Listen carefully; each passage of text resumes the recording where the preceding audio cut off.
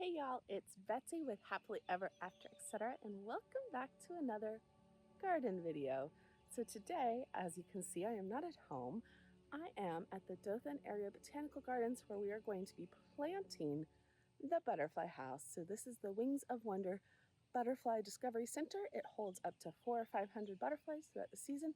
And today we are going to be planting all of the nectar plants for the butterflies when they arrive. So let's go inside. We're going to place all the plants, plant all the plants, and then when the butterflies arrive next week, I will give you a little tour.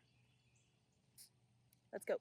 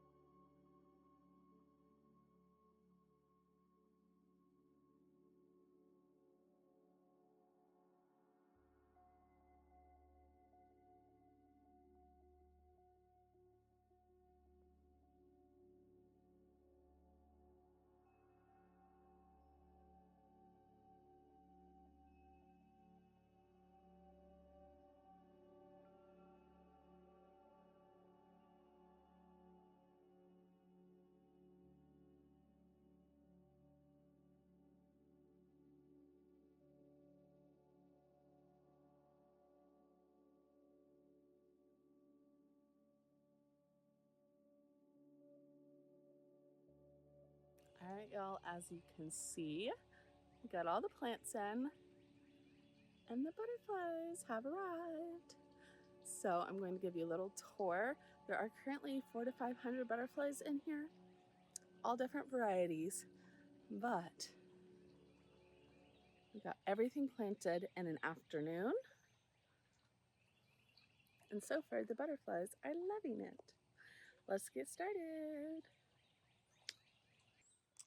All right, y'all. So up front, we did plant some impatiens around this beautiful lemon coral sedum that came back from last year. And you can see it is starting to flower. And the butterflies are loving it. He says, no, I want to stay on the sugar stick. Okay. So impatiens. We also have lots of cosmos. We did a ring around the butterfly bath here.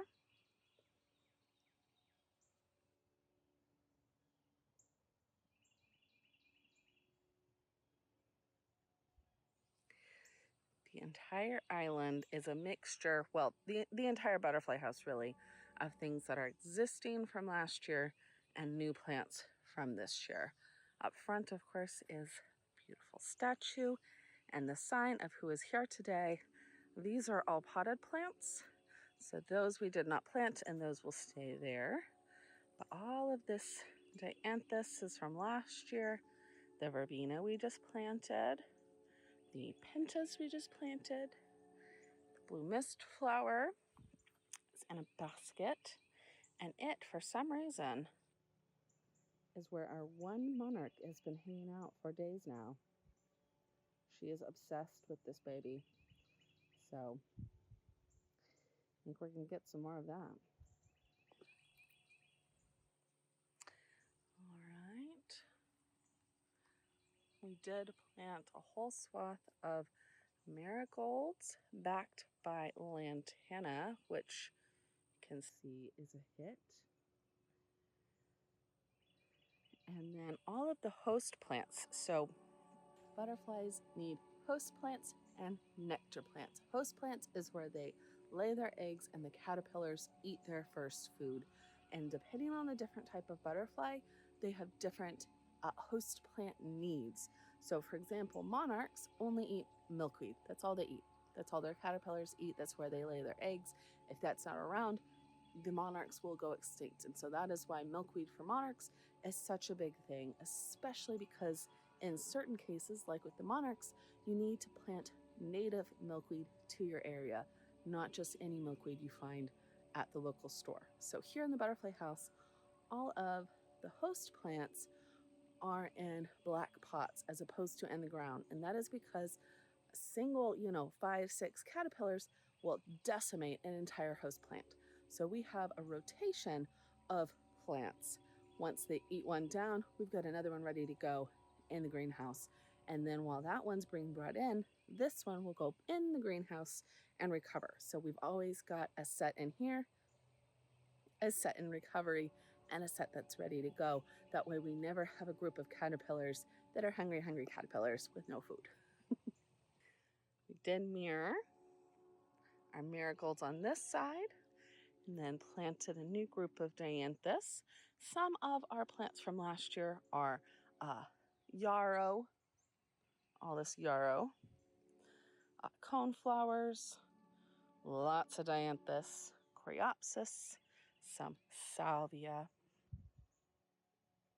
and then the trees in the middle, which are like our pawpaws. They are host plants. Y'all, you can't see, but a butterfly just landed on my finger on the camera. So we are literally getting a tour by a butterfly at the moment. And the 3 different trees are 3 different host plants for butterflies. So there you go. We've got some little zinnias here. More salvia. These need to be cut back. Constantly cutting things back in here so they continue to flower. And these zebras are loving it. So from here, this whole little corner, we're trying to have a few corners where we have perennials take over. So we've got some yarrow, we've got some coreopsis, we've got some bee-balm, ferns, all kinds of pretty things. Here are most of our host plants. And you can see that the different types of host plant are going to host different species of butterflies. And once they lay eggs on them, for example, we had something here, they go up front to hatch out so we can protect the caterpillars. Once they hatch, we will release the butterflies back into the butterfly house. This dill had eggs all over it, and we're waiting for it to hatch. There we go. So that we can move the baby caterpillars. So far, no luck. More blue mist flower. We did plant. And so far, the butterflies are loving it. It's always fun to see what they're attracted to, since it's not necessarily the goal to have a beautiful garden. That is a goal, but the goal is to plant plants the butterflies like that will fill into a beautiful garden and that you could have in your yard to attract butterflies.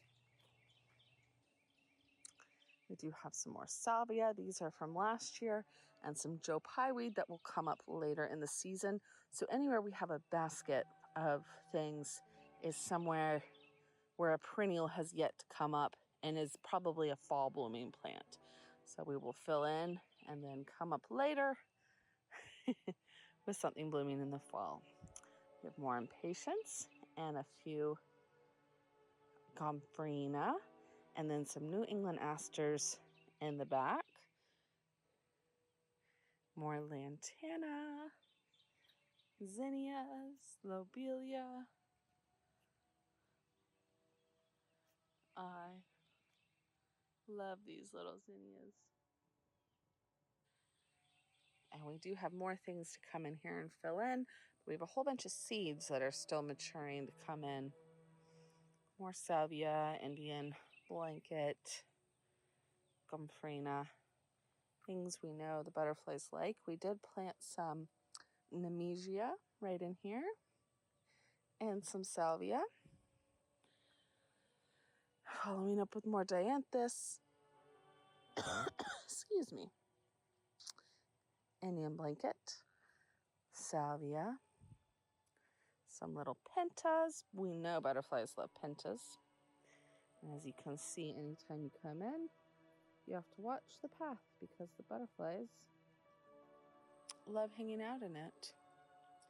We have some little zinnias here, verbena. So we had 2 big verbenas. These were hanging baskets. We decided to plant them in the ground since they do typically come back in our area and the butterflies love them. Of course, the butterflies also love the salvia here.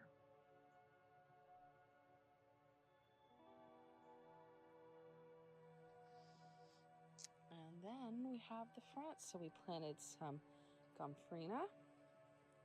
We planted some pincushion plants, some salvia, and some foxgloves, which should come up and bloom for us. We do have a bunch of perennials in this area. So catmint, dianthus, things that are going to continue to flower throughout the season. So this area and the one back on the other side of the pawpaws are both perennial.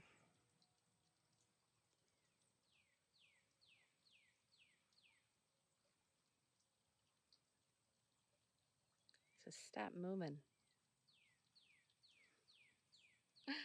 Either way, thank you for hanging out with us in the Butterfly House today. It was a lot of fun to help Corey, who is the Butterfly House manager, plant in here. And it'll be fun to see how it all grows together. We'll give you a tour later in the season to see how everything fills in and how the butterflies are loving it. But if you want to come visit, the Butterfly House is open for the season at the Dothan Area Botanical Gardens every day from 10 to noon and 1 to 4. So come join us. See the butterflies for yourselves. Bye.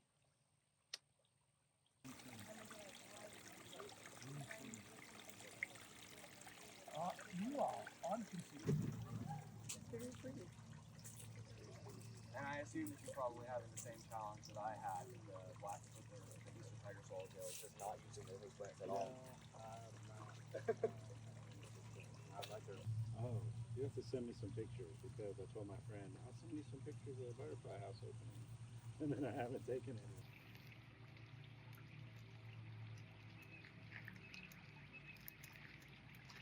Yeah, for a little butterfly, I don't know if you looked at these, but this butterfly has more.